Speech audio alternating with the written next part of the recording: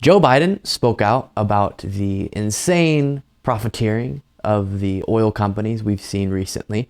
And one of the things we've talked about more generally with high prices, not just with gas prices, but inflation generally, is how over half was one of the stories we covered of Katie Porter breaking this down. Over half of the inflation we're experiencing is from corporate profits, meaning not only did they raise their prices as they pretend to keep up with inflation and get a similar profit margin, they are getting record-breaking profits, and we are suffering because of it.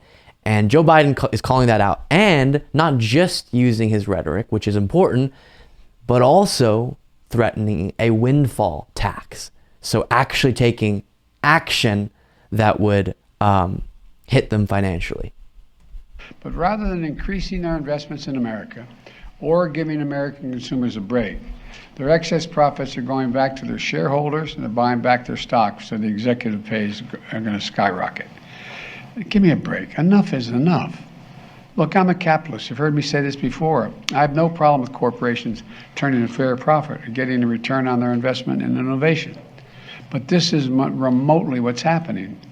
Oil companies' record profits today are not because they're doing something new or innovative.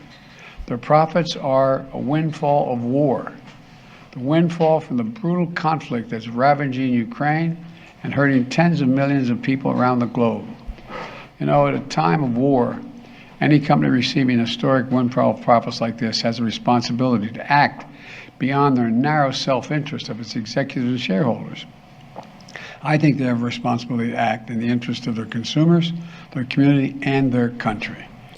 Yeah, it's really gross just watching in a time of crisis, both the aftermath of the pandemic, but then the war in Ukraine, these companies using the expectation of inflation of some kind, not necessarily what it is now because they're causing a lot of it, but we were expecting some amount of inflation, and also the spike in prices caused by the Russian invasion of Ukraine and the response to that as a chance to make themselves more magnificently wealthy and to price gouge us.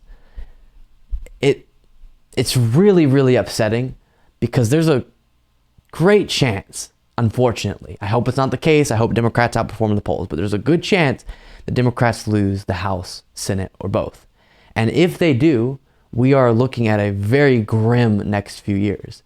And so that could be caused, I think the sole cause, if they do end up losing, will likely be prices, will likely be people feeling like the party who currently is in power is to blame for the high prices we're seeing. And they've been told it's because Biden was this crazy socialist who spent a bunch of money and blah, blah, blah, blah. But it can make the difference if companies would just stop price gouging people. During the speech, he talked about specific figures. As the AP writes, Biden took aim at one company, ExxonMobil, that reported $19.7 billion in earnings in the third quarter alone. He lashed out at the Irving, Texas headquarter company for using record profits to provide shareholders with hefty dividends and stock buybacks, but failing to invest in production improvements that would benefit consumers at the pump. Another oil company, Chevron, had $11.23 billion in profits in the third quarter, almost reaching the record profits it attained in the prior quarter. So it is funny because we're told time and time again that no.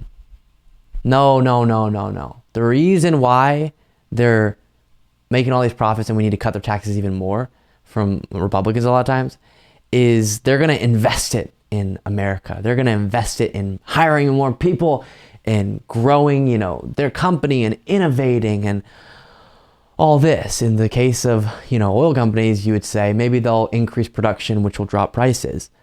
No, that's not what happens. Okay.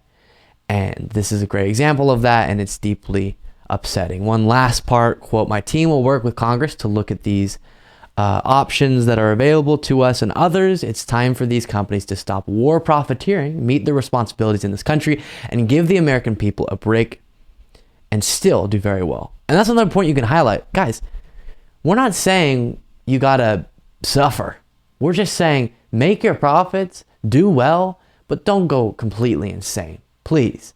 So if he does continue to press Congress on a possible windfall profits tax, that would be a very interesting and aggressive action, I think, to those companies. And hopefully maybe just the threat will make them budge a little bit.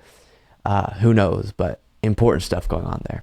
Thank you so much for watching. If you want to be a part of what makes this show possible, plus get access to the full video version of the show hours before any of the clips are uploaded to YouTube, plus get access to an extra full show every Saturday that only members can see, you can do so by going to patreon.com/Luke Beasley. That's patreon.com/Luke Beasley, and there is a link in the description.